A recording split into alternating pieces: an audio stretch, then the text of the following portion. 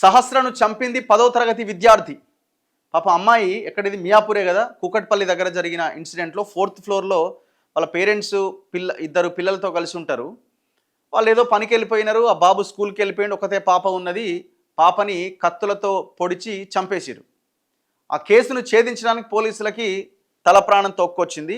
చాలా ఇబ్బంది అయింది. ఎవరు చేశారు, అక్కడ ఉన్న వాళ్ళైనా ఇంకెవరా అంటే చివరికి నిన్న తేల్చింది ఏంటంటే ఓ 10th క్లాస్ స్టూడెంటే అమ్మాయిని చంపేసిండట. కారణం ఏంటి? బాలిక తమ్ముడు చదివే స్కూల్లోనే చదువుతున్న నిందితుడు క్రికెట్ బ్యాట్ చోరీ చేసేందుకు వచ్చి హత్య చేసిండట. క్రికెట్ బ్యాట్ ఎత్తుకపోదానికి వచ్చి హత్య చేసిండట. కాగితం పైన ప్రణాళిక రాసుకొని వచ్చి మరి పేపర్ మీద రాసుకున్నట్టు ఎట్లా చంపాలి అని బాలిక గుర్తించడంతో బయటపడేందుకు దారుణం. కూకట్పల్లి కేసును ఛేదించిన పోలీసులు. హైదరాబాద్ కూకట్పల్లిలో జరిగిన బాలిక సహస్ర హత్య కేసును పోలీసులు ఛేదించారు.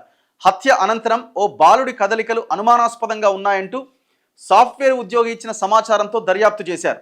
సమీప అపార్ట్మెంట్లో నివాసం ఉండే 10వ తరగతి విద్యార్థి ఘాతుకానికి పాల్పడినట్టు నిర్ధారణకు వచ్చారు. 3 రోజుల ముందు నుంచే ఇంటర్నెట్లో దొంగతనం ఎలా చేయాలి, ఎవరైనా అడ్డొస్తే ఎలా తప్పించుకోవాలి అనే అంశాలు అన్వేషించడంతో పాటు అవన్నీ కాగితంపై రాసుకున్నాడట. పోలీసులు స్థానికుల కథనం ప్రకారం సంగారెడ్డి జిల్లా ముక్తా క్యాసారానికి చెందిన కృష్ణ రేణుక దంపతులు కూకట్పల్లి సంగీత నగర్లో నివాసం ఉంటున్నారు. వీరికి కుమార్తె సహస్ర, కుమారుడు సంతానం. సహస్ర బోయిన్పల్లి కేంద్రీయ విద్యాలయంలో 5వ తరగతి చదువుతోంది. ఈ నెల 18వ తేదీన ఉదయం కృష్ణ రేణుక పనులకు పోయిర్రు. కుమారుడు సమీపంలోని బడికి పోయిండు. స్కూలుకు సెలవు కావడంతో బాలిక ఇంట్లోనే ఉన్నది.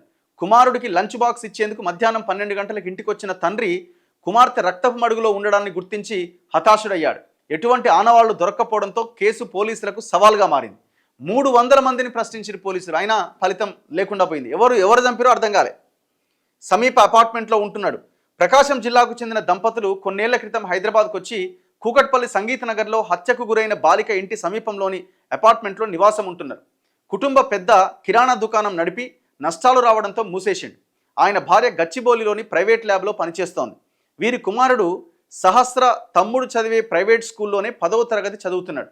స్నేహితులతో ఎప్పుడూ క్రికెట్ ఆడుతూ స్కూల్కు డుమ్మా కొట్టేవాడు.